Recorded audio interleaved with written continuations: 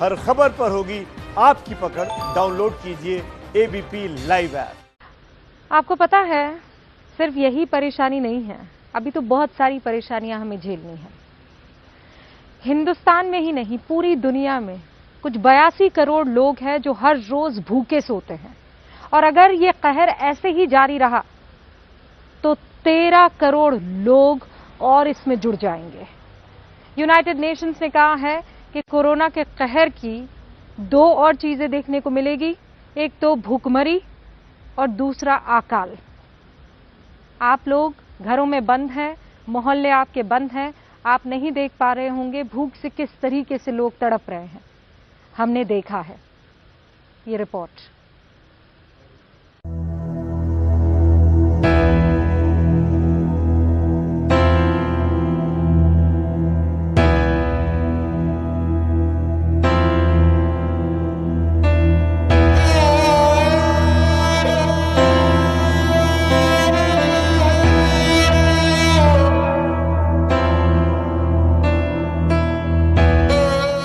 सतहत्तर साल बंगाल के अकाल को 77 साल हो गए।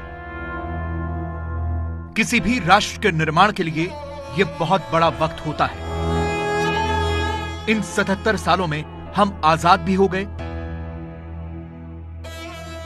135 करोड़ भी हो गए, विकासशील देश के रास्ते पर भी चल पड़े, आईटी और साइबर पावर भी हो गए। पिछले 77 सालों में देश में बहुत कुछ बदल गया, जमीन आसमान का फर्क आ गया, लेकिन बस एक चीज नहीं बदली, वो है भूख। ये भूख तब भी थी, ये भूख अब भी है।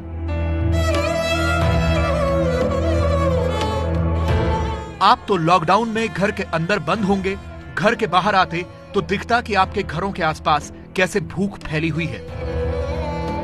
2020 की इस भूख के वैसे तो कई चेहरे हैं, लेकिन रामजी महतो सबसे नए हैं। इन तस्वीरों में सिर्फ 2 फर्क हैं। 2020 की फोटो रंगीन है, 1943 वाली काली सफेद, और 2020 की इस फोटो में दिख रहा व्यक्ति जिंदा नहीं है। ये रामजी महतो हैं। लॉकडाउन हुआ तो पैदल ही दिल्ली से बिहार के बेगूसराय चल दिए। पता नहीं कब चले थे, कितने दिनों से भूखे थे। बेगूसराय तो नहीं पहुंच पाए, उससे पहले ही बनारस में दम तोड़ दिया। शरीर की हड्डियां और अंदर धंसा हुआ पेट बता रहा है कि पता नहीं कितने दिनों से खाना नहीं मिला था। अब सोचिए कि 1943 के अकाल और 2020 के इन हालात में क्या फर्क दिखता है। इसीलिए संयुक्त राष्ट्र चेता रहा है कि कोरोना वायरस की वजह से दुनिया में भयंकर अकाल पड़ने वाला है। यूएन के मुताबिक पूरी दुनिया में करीब 82 करोड़ लोग रोजाना भूखे सोते हैं और कोरोना की वजह से 2020 के अंत तक इसमें 13 करोड़ लोग और जुड़ जाएंगे। यूएन का कहना है कि अगर इन भूखे लोगों तक खाना नहीं पहुंचा तो हर दिन करीब 3 लाख लोगों की मौत भूख से होगी, और यह सब 3 महीने तक होता रहेगा। यह भी कहा गया है कि करीब 36 देशों में यह अकाल देखने को मिल सकता है। यह तो पता नहीं कि इन 36 देशों में भारत का नाम है या नहीं, लेकिन देश के अलग अलग हिस्सों से भूख और मजबूरी की जो खबरें आ रही हैं, वो झकझोर रही हैं। यह छत्तीसगढ़ के बीजापुर की 12 साल की जमलो मटकामी की तस्वीर है, जो मजदूरी करने तेलंगाना गई थी। लॉकडाउन हुआ तो पैदल ही गांव के लिए चल पड़ी। लगातार 3 दिनों तक पैदल चली, छत्तीसगढ़ भी पहुंच गई, लेकिन अपने गांव पहुंचने से ठीक पहले मौत हो गई। ऐसी एक नहीं, कई कहानियां हैं। जब पेट में खाना नहीं होता तो सैनिटाइजर, मास्क और सोशल डिस्टेंसिंग दूसरी दुनिया की बातें लगते हैं। यह लखनऊ का जानकीपुरम इलाका है। लॉकडाउन होते ही बहुत से मजदूर तो पैदल ही अपने गांव चले गए, लेकिन बहुत से ऐसे हैं जो यहीं रुक गए, इस आस में कि खाना मिल जाएगा। लेकिन ये उम्मीद अब टूटती जा रही है। न हो कमीज तो पाँव से पेट ढक लेंगे, ये लोग कितने मुनासिब हैं इस सफर के लिए। दुष्यंत कुमार की ये कविता मुझे याद आ रही है, क्योंकि इस कविता में ये लोग जो हैं वो कौन हैं? वो गरीब हैं, और वो गरीब आजकल लॉकडाउन में किस स्थिति में है, इसकी पड़ताल के लिए जब मैं सड़कों पर निकला तो मुझे कुछ लोग सड़क के किनारे फुटपाथ पर बैठे हुए दिखाई दिए। ये मजदूर हर रोज इस फुटपाथ पर जमा हो जाते हैं कि कोई आएगा और खाना देगा, लेकिन इंतजार के साथ साथ भूख भी बढ़ती जाती है। ये जो है लखनऊ में जब से लॉकडाउन हुआ है, क्या कर रहे हैं? तब से कुछ नहीं मिला, तब से कुछ नहीं, मजदूरी में यहीं रहते हैं? यहीं रहते हैं। तो कहाँ पे रहते हो आप? मुल्लापुर स्टेशन। स्टेशन पे? हाँ अपना घर नहीं है यहाँ पे? हाँ। बच्चे कितने हैं? बच्चे 3 हैं, 2 बिटिया 1 भैया। ये हाँ। तो अभी क्या स्थिति है? जब से लॉकडाउन हुआ है तब से खाने वाने की क्या? सबसे का उधार व्यवहार और ऐसे माल तोल यहाँ लेके खाए न, और जब उधारों में नहीं मिले लग तब ऐसी आवे लगे।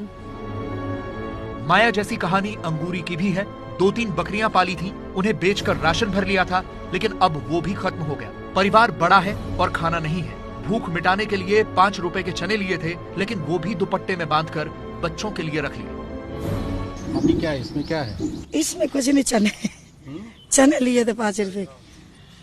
चने ली थी? 5 रुपए लिए थे खाने लिए, तो नहीं खाए हमने, मतलब छोटे बच्चे को दे देंगे, भूखा हुई है। चना बचा के रखिए बच्चों को। तो अभी आके बैठी, पानी भी नहीं था, नहीं खा लेती तो मैं पानी क्या पियेंगे। हर मजदूर के अंदर भूख का सैलाब उमड़ा है। हमने बस हालचाल पूछा तो आंसू बहने लगे। ये आंसू अपने लिए नहीं, भूखे बच्चों के लिए हैं। काम ही नहीं लगता है सर, नहीं चले आते, बिल आ जाते तो पूड़ी उड़ी मिल जाती तो बच्चों को खिला देते। अभी कैसे गुजारा हो रहा है? अब क्या चाहते थे, यहाँ काम करते थे, कुछ पैसे शायद दिए थे, उसी से खर्चा पानी चल रहा था सर। अभी 10-5 दिन से देवड़ा टूटा हुआ है। कुछ भी पैसे वगैरह नहीं है आप लोग? नहीं, घर पे सर देख लीजिए। तो कहाँ रहते हैं आप? झुग्गी वगैरह है?